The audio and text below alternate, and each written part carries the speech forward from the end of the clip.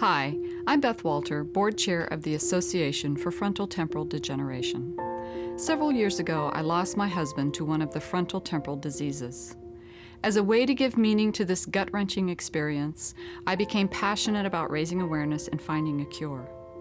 Frontotemporal degeneration refers to a group of progressive brain diseases that attack and ultimately destroy a person's ability to talk, think, walk, make decisions, and show emotion, the very qualities that make us who we are. There are no treatments and no cures for these devastating diseases. Symptoms start gradually and are often confused with other illnesses. Few people understand the impact FTD has on patients and families. But there are many reasons for hope. Research is expanding rapidly. Scientists are learning more all the time. They are identifying targets for drug treatments, and the first medications are now entering clinical trials. The key to continuing this progress is awareness.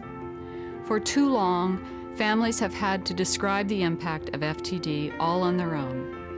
This film signals a change. We want people facing these diseases to know they are no longer alone. It Is What It Is weaves together the stories of 4 families affected by FTD. Each journey is unique, but the experiences described here are common to many who grapple with these diseases. These stories are heart-wrenching, and they compel us to action. The future holds great promise for better understanding and remarkable scientific breakthroughs.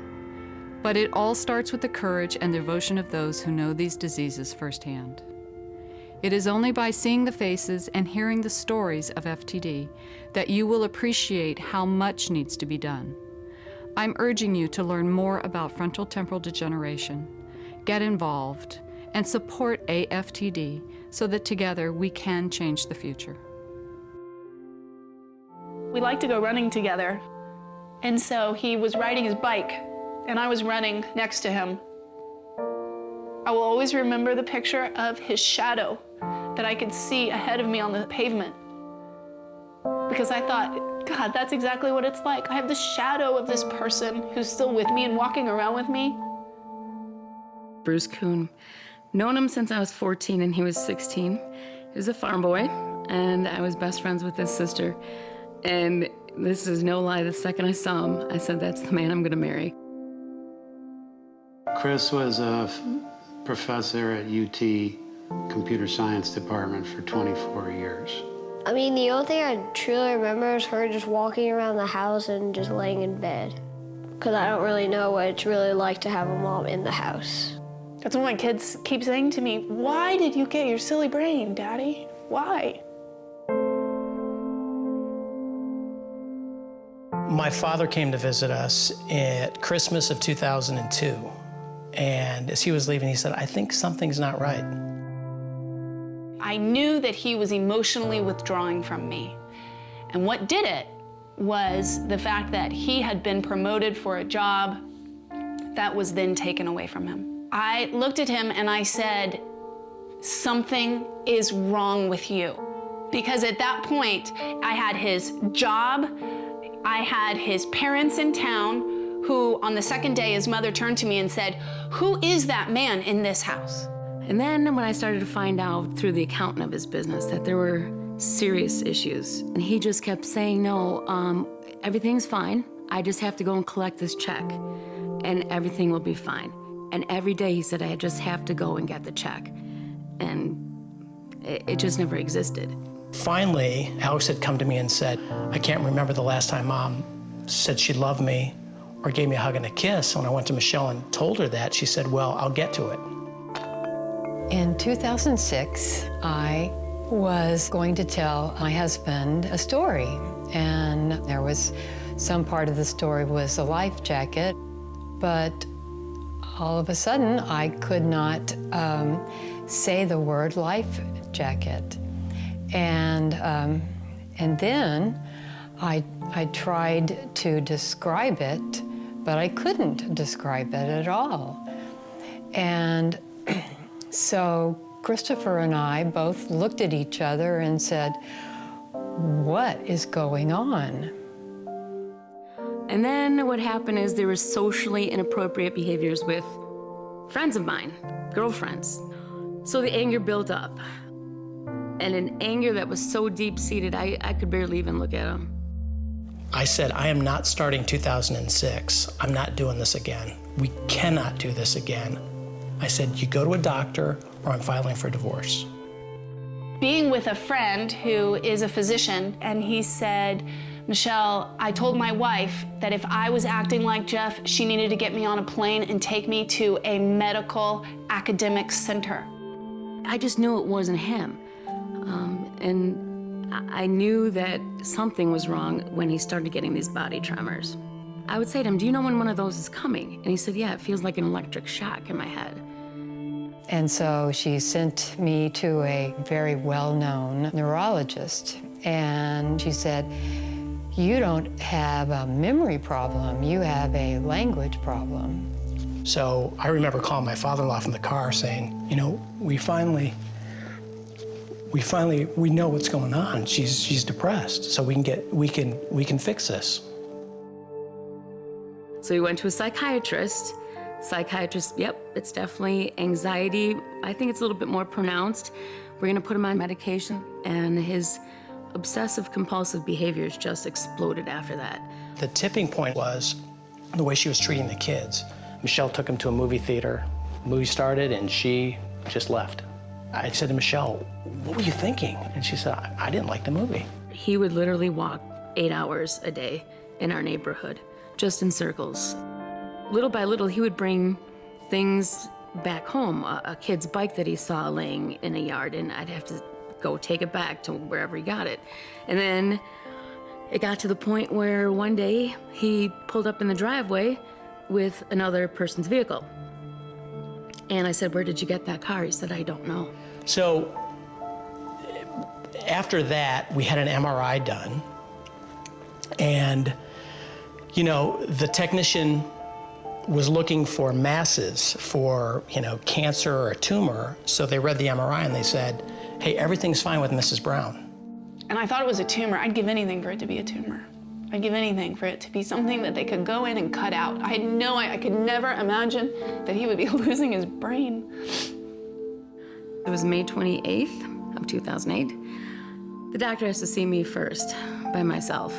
And just by the look on his face, I knew it wasn't gonna be good news. The doctor said, this is the issue. It's frontal lobar degeneration, known as FTD.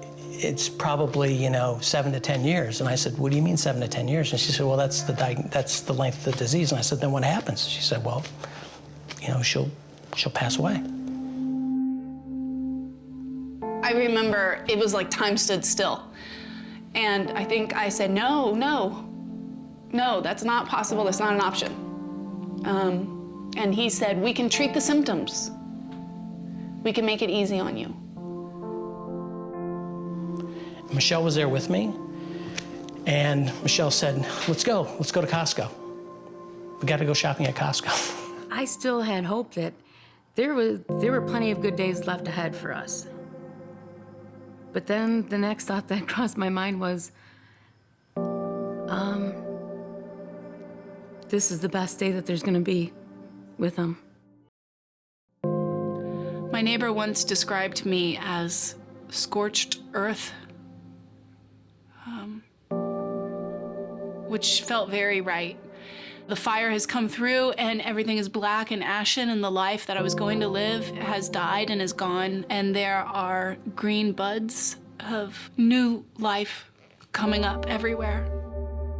I usually drive down on Sunday mornings, you know, right before lunchtime, and get there, and sometimes she's laying in bed, and, you know, usually rub her back, and then get her up and go walking outside in the courtyard or go to the TV viewing room. We're in the peculiar situation of both having brain diseases. Chris has an FTD disease, primary progressive aphasia, and I was diagnosed with Parkinson's in March of this year. And so we're in this hysterical position of being patient and caregiver. You know, she for me for her.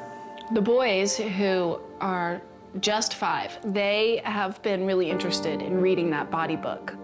One time in particular, Josh wanted to know where on this picture was Daddy's silly brain. Where on the brain was Daddy's silly brain? And so I pointed, to the frontal lobe part of the brain, and the black squiggly lines. I said, Daddy's brain has bigger lines than this. That's what makes Daddy's brain silly. And Nick said, what does that mean? Why are his thicker? And I said, because it's space. Because Daddy's brain is going away. And Josh sat up straight in the bed. And he turned and he looked at me and he said, if your brain goes away, you die. And he started sobbing. And I'm scratching his back and I said, it's gonna be okay, Josh, it's gonna be okay, it's gonna be okay. And Nick pointed his finger like this in my periphery, I could see it. And so I turned and I looked at Nick and he said, are you gonna die? They bring up death way more than any preschooler should. And I don't know how to undo that. My older son graduated from high school last year, and she should have been there for that. She didn't go to his high school graduation. She wasn't able to go. She was in a facility. And I remember he said to me, Dad, can I borrow your camera? He said, I want to go to Mom's facility and I want to take a picture of her with me in my cap and gown.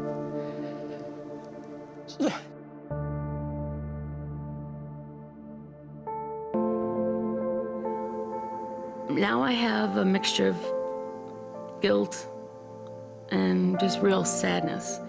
All that time I spent yelling at him and being angry for things that were beyond his control, I didn't have a chance to say goodbye to him. I remember talking to another family, believe it or not, in this neighborhood, whose husband has this, and they said, he has frontotemporal dementia. And I just remember like the hair on my neck standing up going, oh my God, somebody else has this horrible disease. And then becoming involved with AFTD and the caregiver groups and people around the country. It's like, we all are part of this club and we're trying to make the most of it. What we've come to realize is most people with brain diseases rarely get diagnosed on a timely basis. Well, we thought he was stressed. We thought he was tired. We thought it was old age. We thought he couldn't hear as well. We thought he couldn't see as well.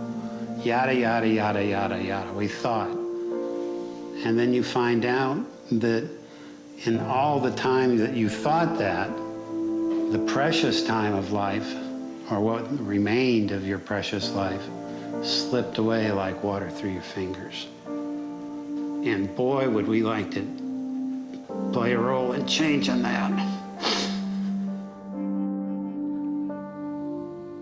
I think it's the real gift of his parents moving, leaving their home of 39 years and moving to our street.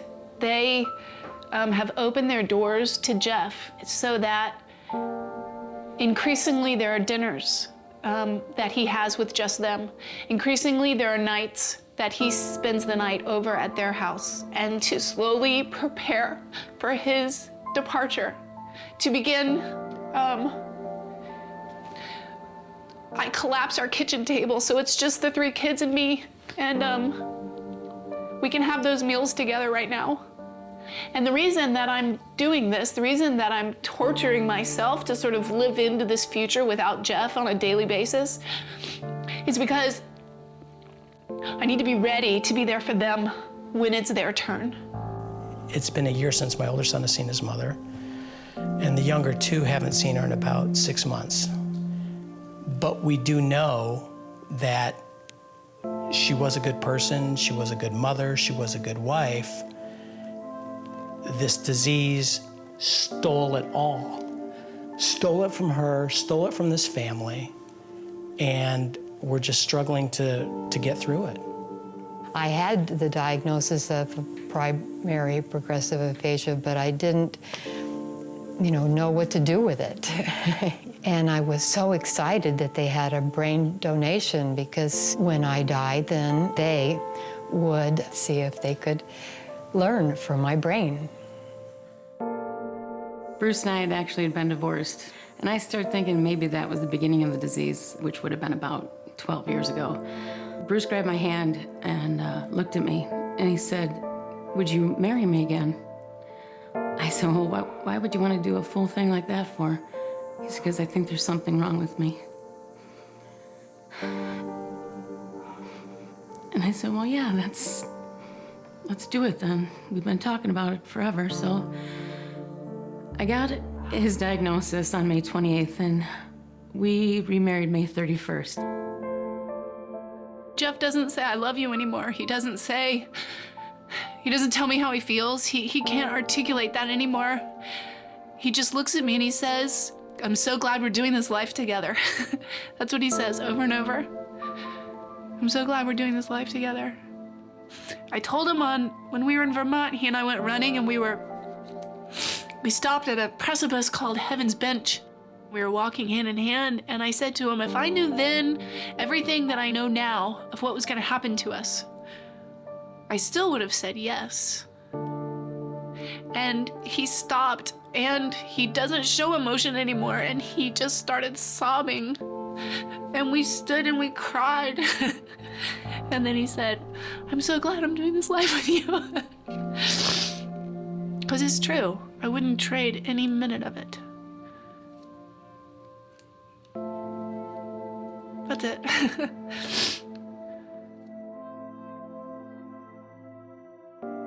I don't know what to say. I could want the life to be better, but it is what it is.